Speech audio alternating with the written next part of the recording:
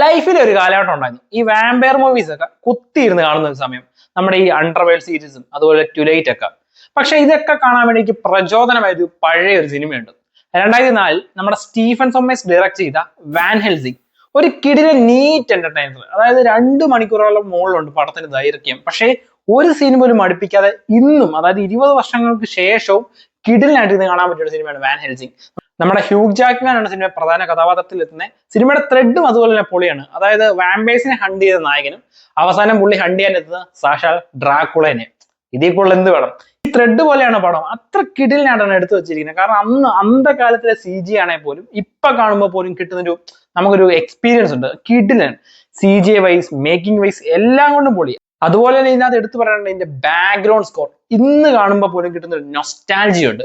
പണ്ട് നമ്മുടെ മലയാളം സീരിയൽസ് ഒക്കെ ഇതിനകത്തെ കുറെ സ്കോർസ് ഉപയോഗിച്ചൊരു കാലമൊക്കെ ഉണ്ട്. അത്രയ്ക്ക് ഒരു കിട്ടുന്ന സാധനമാണ് അത് ചെയ്തു വെച്ചിരിക്കുന്നത്. നമ്മുടെ അലൻ സിൽവസ്റ്റർ ആണ് ഇതിന്റെ മ്യൂസിക് ഡിപ്പാർട്ട്മെന്റ് കൈകാര്യം ചെയ്തിരിക്കുന്നത്, നമ്മുടെ അവഞ്ചേഴ്സിന്റെ ഒക്കെ. പിന്നെ ഒന്നും പറയാനില്ലല്ലോ. സോ കംപ്ലീറ്റ്ലി ഇന്നും, അതായത് 20 വർഷത്തിന് ശേഷം ഇപ്പോഴും നമുക്ക് ക്ലീൻ ആയിട്ട് കണ്ടിരിക്കാൻ പറ്റിയ ഒരു കിഡിന് എന്റർടൈനർ വാൻ ഹെൽസിംഗ്. എനിക്ക് വാമ്പയർ മൂവീസ് ഏറ്റവും ഇഷ്ടപ്പെട്ട ഒരു പടവും കൂടിയാണ്. കാരണം അതിന്റെ സ്റ്റോറി ടെല്ലിംഗ് ഒക്കെ ഭയങ്കര രസമുണ്ട്. ഭയങ്കര ഫാന്റസി വേൾഡ്. ഈ സിനിമയൊക്കെ നമ്മൾ കണ്ടു തുടങ്ങുമ്പോൾ തന്നെ നമ്മളൊരു ഫാന്റസി വേൾഡ് ചെന്നാൽ മതി. പിന്നെ ഇങ്ങനെ കണ്ടോണ്ടിരിക്കുന്ന സാധനം.